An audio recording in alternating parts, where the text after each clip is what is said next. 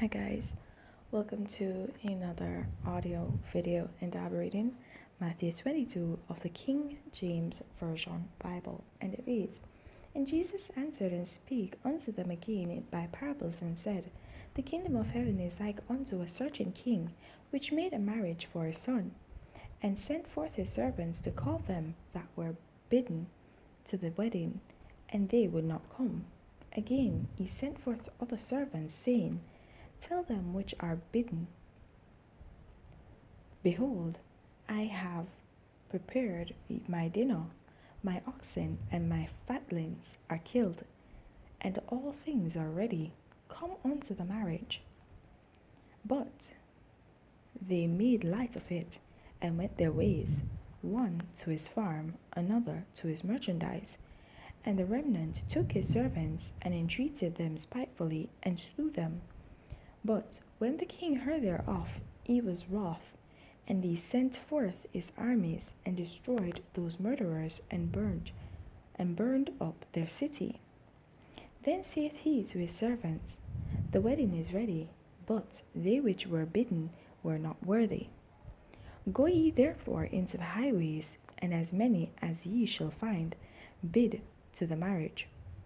So those servants went out into the highways, and gathered together all as many as they found, both bad and good, and the wedding was furnished with guests. And when the king came in to see the guests, he saw there a man which had not a wedding garment. And he saith unto him, Friend, how camest thou in hither, not having a wedding garment? And he was speechless. Then said the king to the servant, Bind him hand and foot, and take him away, and cast him into outer darkness. There shall be weeping and gnashing of teeth, for many are called, but few are chosen. Then went the Pharisees, and took counsel how they might entangle him in his talk.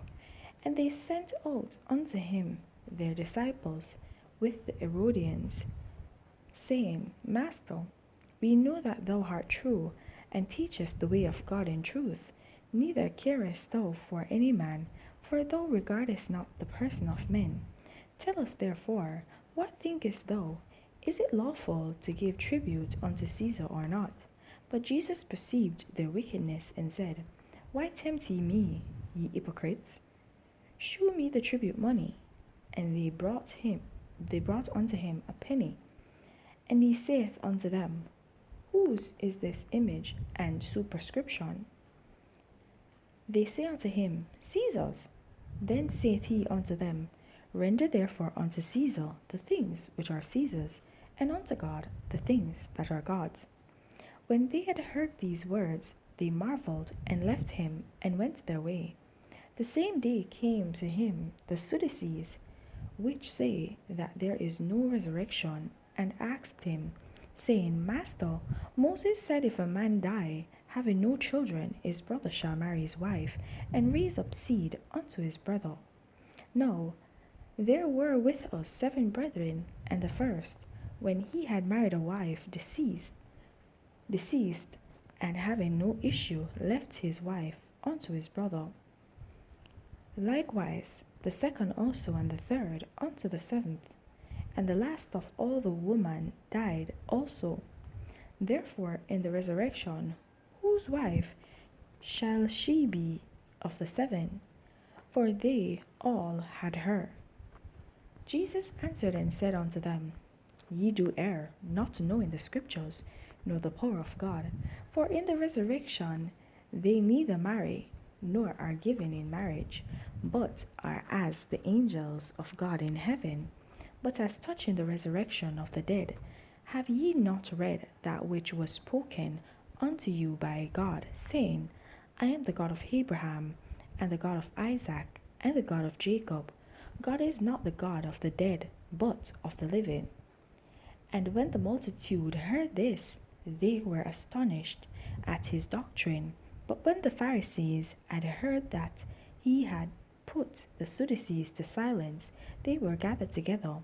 Then one of them, which was a lawyer, asked him a question, tempting him, and saying, Master, which is the great commandment in the law? Jesus said unto him, Thou shalt love the Lord thy God with all thy heart, and with all thy soul, and with all thy mind. This is the first and great commandment, and the second is like unto it, Thou shalt love thy neighbor as thyself. On these two commandments hang all the law and the prophets. While the Pharisees were gathered together, Jesus asked them, saying, What think ye of Christ? Whose son is he? They say unto him, The son of David.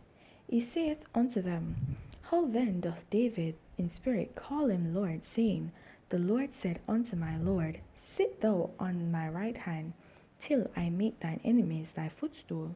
If David then call him Lord, how is he his son? And no man was able to answer him a word, neither durst any man from that day forth ask him any more questions. Alright, guys, so in this chapter here, we see it is that basically the Pharisees, the Sadducees, all these priests, all these people are asking Jesus questions to try and trick him, right, into answering wrong so that the people will turn against him. But in everything, Jesus had a response. And if you note, his response was not some coming from a place of self. His response was to ask them to search themselves. And his answers did not basically focus around him or his own personal thoughts, but on the thoughts of God. And we see that he answered accordingly. And because he answered thus, they were not able to actually condemn him, and they ceased from asking him questions because there was nothing else that they could do. There was nothing that they could do for him to condemn himself, because he did not walk in self, but through God. So this chapter here encourages us to focus on God. Do not focus on self, but focus on God. Let God be our mouthpiece, basically, right? So we should not walk in self, we should not speak in self, but speak of God. And this will indeed answer all questions. In this, all questions will be answered, and there'll be no questions anymore, right? And no one will be able to condemn us. Alright, so guys, also we see here that the two greatest commandments are basically being shown, and as I've said time and time again, this is the basis of our Christian faith. Likewise, Jesus said the same here in this chapter here, where he says that the greatest commandment is to love thy God above all else with all thine heart, thy soul, right? And he said that the second is love thy neighbor as thyself, because this is basically the law on which all the prophets followed. This is the law through which all prophets basically walk and abide. And so we see that this is the foundation of our Christian faith. So if there was ever a doubt, now you know of a certainty what the true basis of our Christian faith is. And so therefore, if you have not love, and as will be said in Corinthians, 1 Corinthians 14 was it? If you have not charity, which is basically used interchangeably for love, and you do mighty works, you are still not of God. Alright? So if you do not these things, then you cannot truly be recognized as a child of God. So guys, I'm going to leave that right there, but please remember to continue to walk in your salvation. And if you've not gained it, then seek it. There's no better time to begin than the present. Have yourselves a blessed day. Bye.